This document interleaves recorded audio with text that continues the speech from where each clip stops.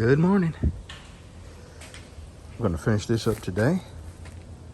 And right now I got to go put a coat of primer and 2 coats of paint on that. And this is the way it's going to mount. Here is the angle. And this side here is going to be against the wall. So this is the angle, and that will give this plenty. Here, I'm going to turn this around. That'll give that plenty of angle. All right, let me go paint this. All right, I didn't put a coat of primer on that. I'm fixing to crank it up and go mount the hinges to that. I got my drill and all that, but first we got to check our supplies. Okay, got our dog blanket, check. Got our toy. Okay, we ready to roll. Okay, here we are. And same thing with these. I have no idea where these came from, but they're gonna work perfect for what I need. They are self-tapping, but I'm gonna pre-drill the holes, and the reason is the screws are gonna be real close to the edge here, and I don't want them to split this wood. So I'm gonna pre-drill some holes and then use these to hold this down. So I'm just gonna get this side on for now. And then when I get the other end painted, the hinged part painted, I'll mount that to the wall and then screw this to that. So I'm gonna put you in the tripod there and you can watch me drill. Ooh, I know, exciting.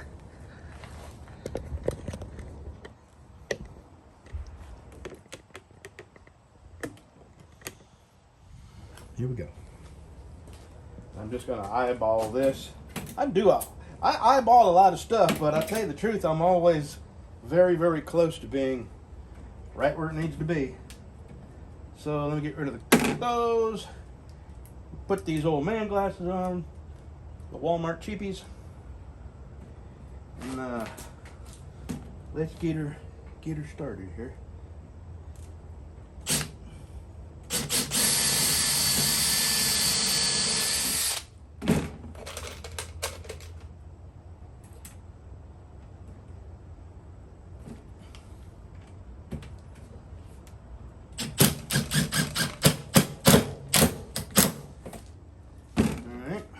Way down here and doing, and then I'll work my way. I'm gonna do both ends and then work towards the middle.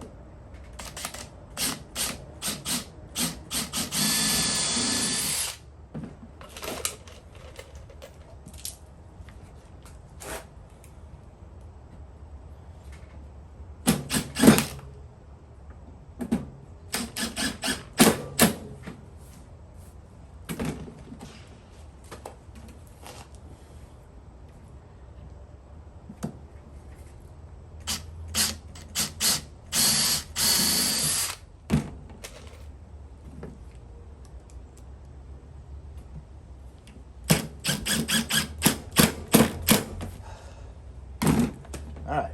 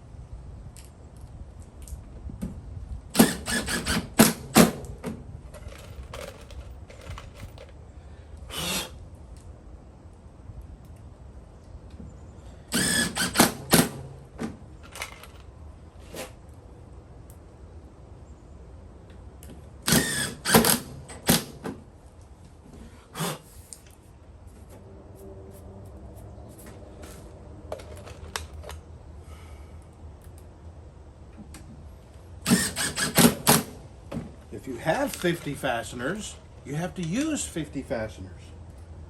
That's the law. Just like Little Debbie snack cakes.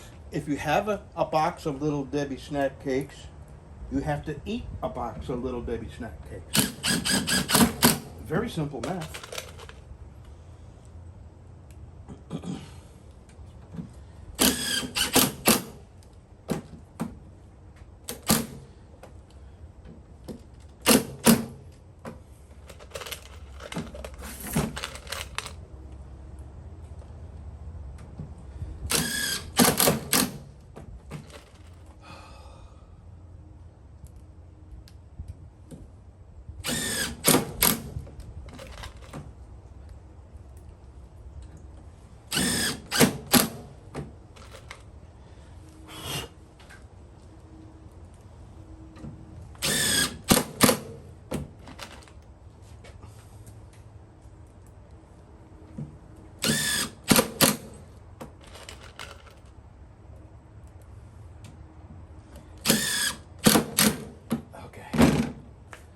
So, let me tell you a little story. I gotta wait for that paint to dry so I can put 2 coats of the other paint on it. I just don't want it to rot. It's gonna be up against the house, and I'm gonna be drilling that into the side of my house. So, I'm gonna do my very best to prevent it from rotting.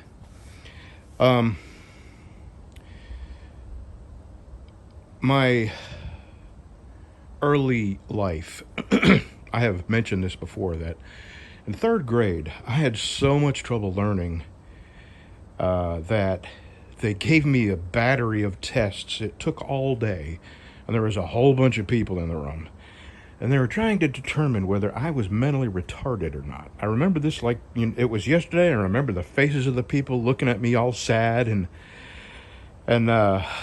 talking to me like I was a toddler instead of a 3rd grader. And I knew at that age, I knew that I did not learn like most kids. I couldn't comprehend. I couldn't process information in my brain and retain it like other kids could. And I tried and tried and tried and tried up until about the 7th or 8th grade. And I just stopped trying. And that's when I started getting D's and F's in pretty much everything except automotive, welding, carpentry, even drafting. I was even good at drafting. And the reason is, it involved my hands.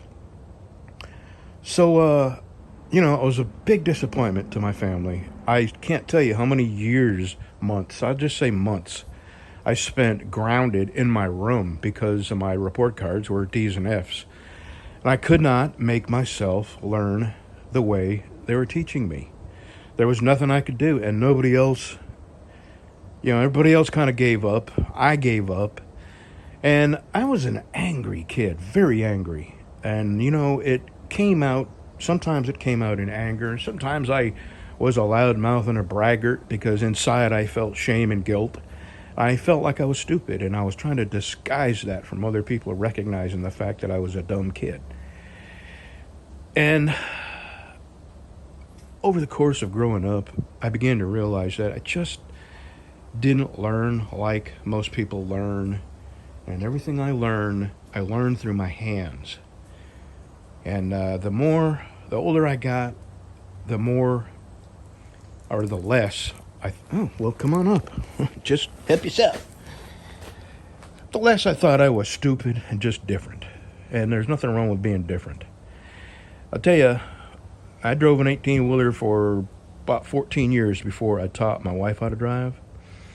And then, soon after that, it was like the next year or two, they came out with a CDL. Now, keep in mind, I drove an 18-wheeler all over this country, morning, noon, and night. It's all I knew. And they come out with a CDL, a truck driver who had been driving all those years. If it wasn't for my wife being in that room with me, I would not have passed that CDL test. I'm not going to say we cheated, but I'm going to say I got some assistance.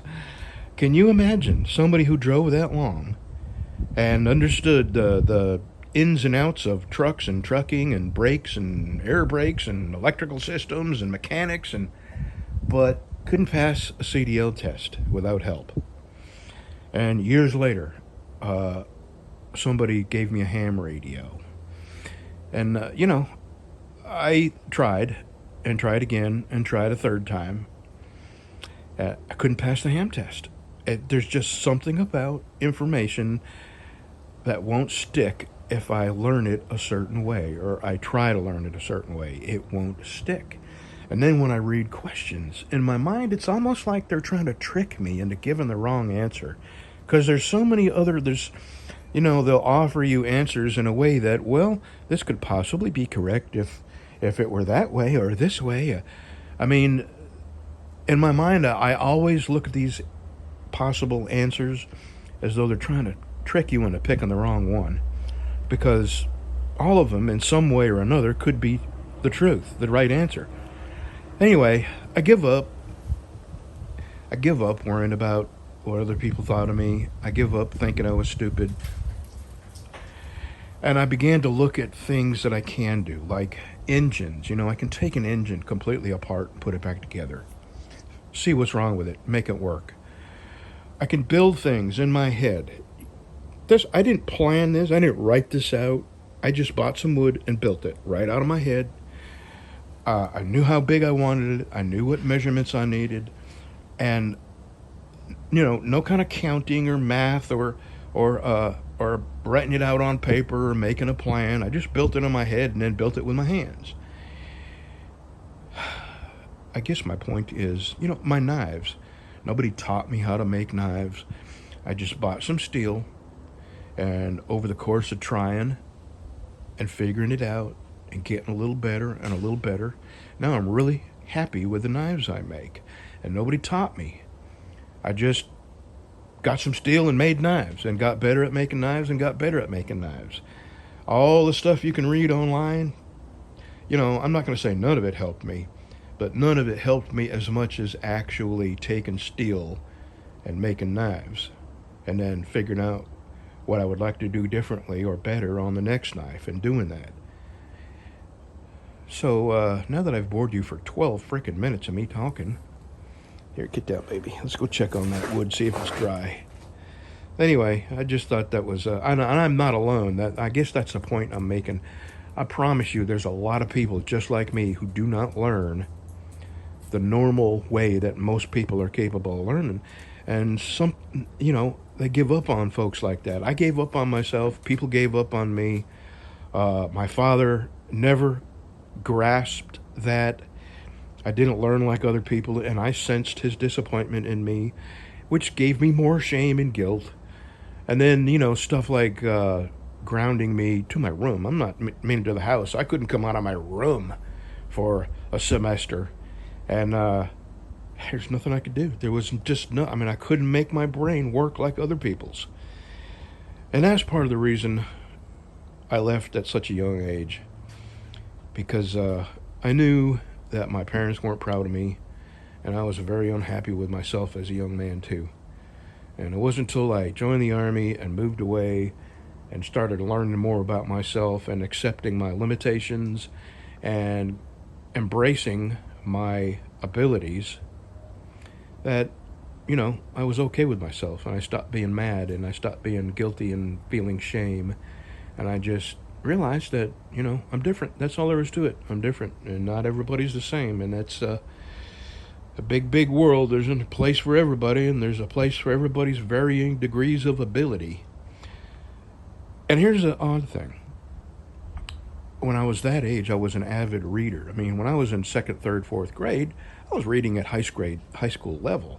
I'm not exaggerating when I say I read every single Louis L'Amour book he ever wrote. Every single one, cover to cover. And other books over the years. I was an avid reader up until internet.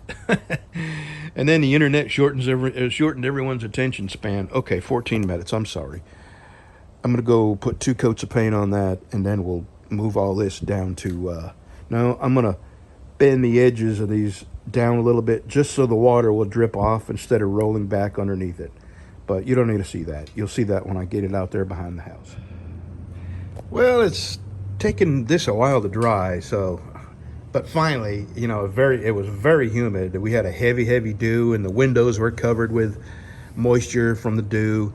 And finally, the clouds are burning off, and the sun is starting to come out, and it's warming up a little bit. So I'm not in a hurry. I'm going to finish this today, so there's no big hurry. But you know, I do want to finish the video.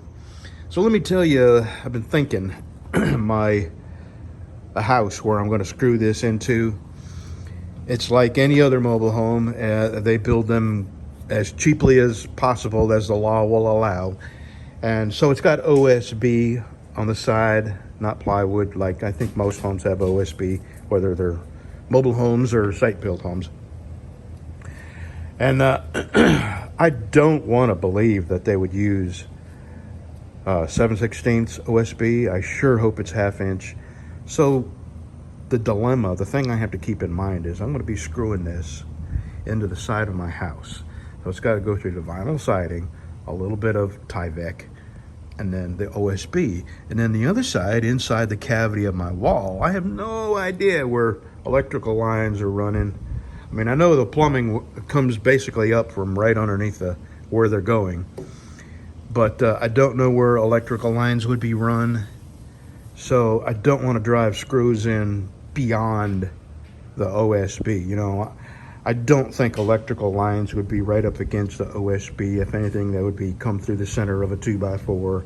So they would be about that far from the OSB.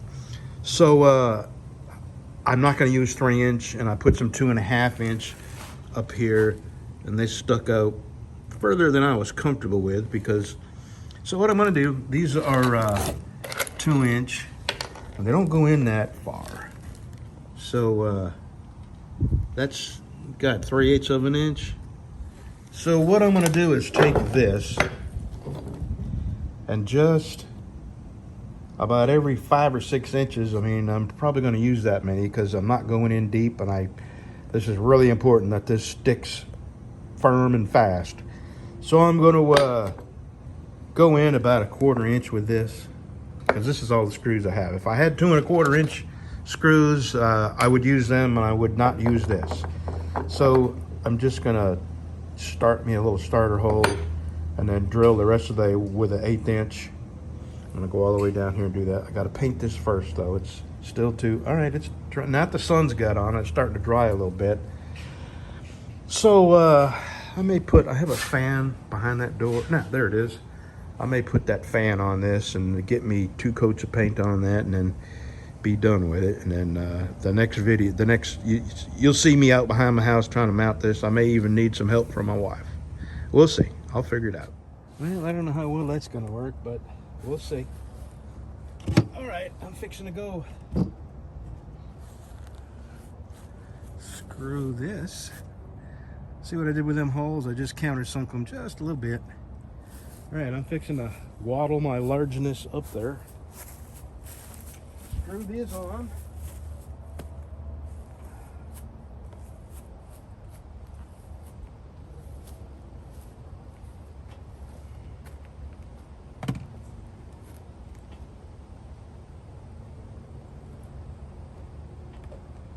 I think I'm gonna go up this side, yeah.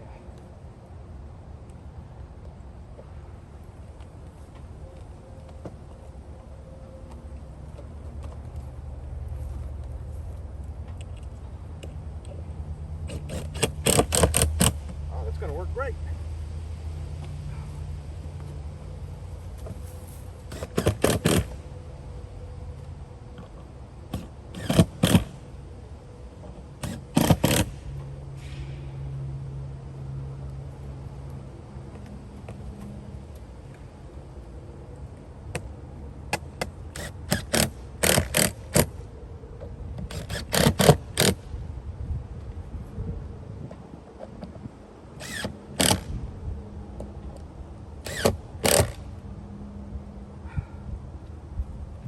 Okay. Now before I do anything, I'm going to run a bead of caulk across the top of that. Man, this is so treacherous and slippery.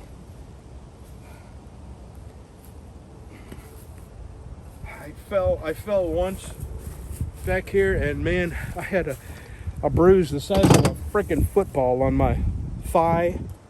And it took me 2 weeks to get over that. That was bad. All right, let's see if I can get this caulking gun to squeeze up whatever's left in there. No, I'm gonna get a new one.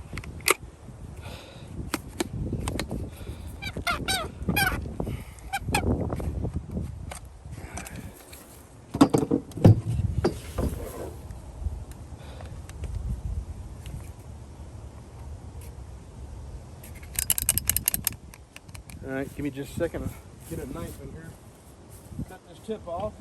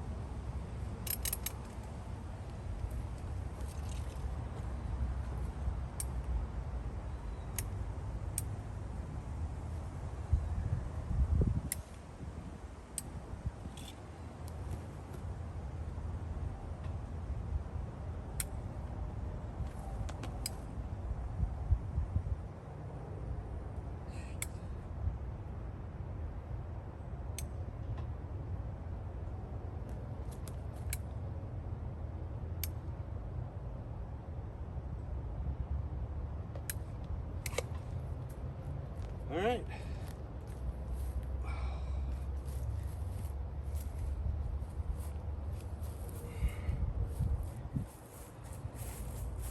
Yeah, when I fell that last time, I was putting that wooden siding up, and it hurt so bad I couldn't do anything for a couple of weeks.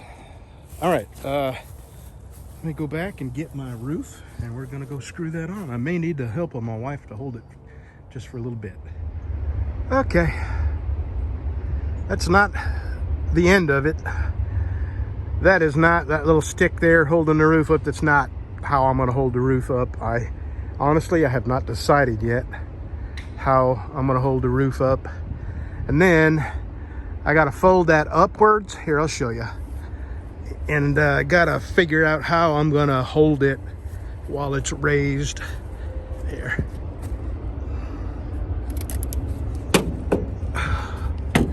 So while I'm fueling the generator and everything, that has to be out of my way. While I'm cranking it, since it pulls straight up towards me, the roof has to be out of the way. So I think what I'm gonna do is just put a hook eye here. Here, let me drop that. Right about here, put a hook eye, and then a hook eye here with a little chain that comes off of it. Maybe I can get a hook eye, maybe. Yeah, you know what? I got a hook eye. I'm gonna see if I can get a hook eye from here to here. We'll see. I'll do that next. I got one with me. I'll see if that's gonna work. All right, there's one problem solved. Now I think until I can think of something better, I'm just gonna screw a 2x4 to the front edge of this, come up here, and that'll hold this from it's kind of heavy. I don't think I'll have to worry about wind moving it around. So that's what I'm gonna do. This is too short, but I brought another one with me. I'm gonna cut it and screw it right here. So it needs to be about 3 or 4 inches longer than that. I'll do that. And then I got my screwdriver, and them screws I put back there, I'm gonna check by hand to be sure they're the right tightness, because I never know when I use the driver. All right, let me get that 2x2 cut and put up here. All right, that project is done for now. If I think of a better way to hold that up, I'll do it. I may, I may sink some poles in the ground here. I don't know. That's just fine for now. And if I never change it again, there's nothing wrong with it. Okay. I'm happy with that project. I know it's been a long one. Mostly. I mean, by that I mean I've showed more of me doing stuff than I normally do. But I'm going to the shop. I'm going to put my tools away. And I don't know what I'm going to do next. I really need to get down here and sink the poles for that gate there. Right there is where my 4x4s are going on, and the gate is going to swing off them 4x4s. And then I got to come down here with my fence. I got to pull that pole out. I don't know. Tomorrow is Tuesday. You'll see this Tuesday morning. I know it's a long one. And Wednesday, I have my cat. No, Wednesday, I got to get my blood test. And I got to get that stuff that you have to drink for a CAT scan. I think it's contrast. They call it contrast. And I don't know. I don't know what I'm going to do next. So we'll see.